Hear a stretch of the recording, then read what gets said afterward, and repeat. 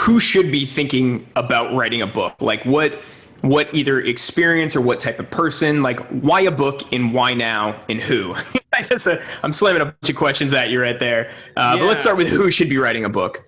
Who should be writing a book? I think there are two types, and Tucker explains this really well. It's basically like, do you have a reputation that you want to solidify? Like in your business, do you want to be known as the most credible person in your particular field? Like is a book a marketing tool that you could leverage in your business to raise your authority, to make a bigger impact, to create new opportunities for yourself? If it could do that, a book can absolutely help you. And if you're a person who has a story to tell, an interesting story that might serve somebody. So I'll give an example of a blend of both, because a lot of people say, I have a story and I have wisdom to share. There's a guy named Cliff Lerner who he created a Facebook dating app way back in the day before Tinder existed. And it blew up. It had 100 million users, and his company was valued at close to $300 million at some point. You know, Mark Cuban was talking to him, all these big players, and then the company took a dive, and it became worth nothing, right?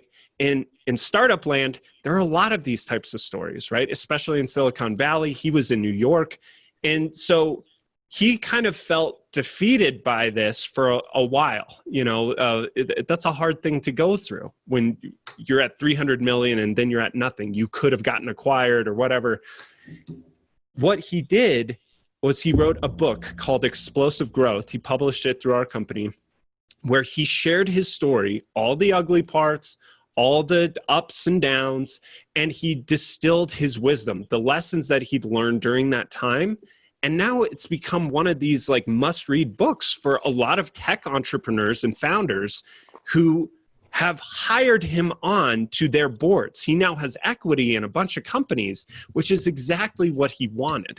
So if you think of a book as not like the thing that you market, right? If you have an assumption that I got to sell 1 million copies in order for this thing to be successful, not true at all. That is a myth, a huge myth that is propagated by the old traditional publishing model. What you need to think about is, do I have a story to tell? Do I have wisdom to share? And do I have a reputation that I can solidify so I can be known as the go-to person that everybody wants to work with? Mm-hmm. And I guess that also kind of goes to the point of not looking at a book as like a standalone piece, but we have a lot of like digital agencies, freelancers, consultants, entrepreneurs, things like that. Looking at your book as one step in your funnel, as a marketing channel, as something that you can use to attract new people to you. That is just one of the things that you're doing. And if you're, say, an agency and you help people set up, whether it's their ads or their landing pages, their webinars, and you have a process for doing that, which if you're doing that type of work, you have a process. Otherwise, there's no way you're working with more than one client at a time.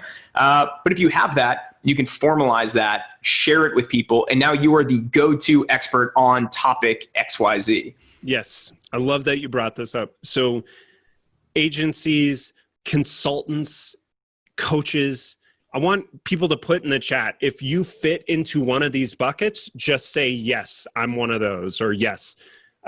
Consultants, coaches, agencies, SaaS companies, like Expert Secrets for ClickFunnels has driven a ton. Oh, it's unbelievable. Anybody who does any type of speaking publicly, service providers, if you're teaching people how to work with you or what to look for when they're hiring a type of service provider, if you work with high income clients, if you work with high net worth, clients. Mm-hmm. So for instance, we had a lawyer publish a book with us and he didn't even put it on Amazon. He just printed up like thousands of copies and, it was a financial services provider who catered to high net worth women going through a divorce.